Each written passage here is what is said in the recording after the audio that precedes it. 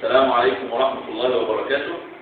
دكتور خالد الشناوي، شاعر السكوت ممنوع بالمصري اليوم، وصاحب ديوانين ضد الحكومة، واللي كنت رئيس عصابة بمكتبات دار نشر مطبعة إزالة الوقت، وإن شاء الله في ديواني الثالث ديوان امسك فلول تحت الطبع.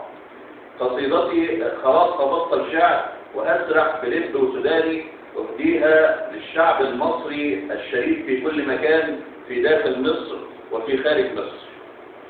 خلاص هبطل شعر وهسرح بلب وسوداني، مدام فلول البلد حكموكي من تاني، قلبي عليكي يا بلدي حيرتي معاكي الناس، وبكرة راح نتسرق من شوية كلاب أنجاز.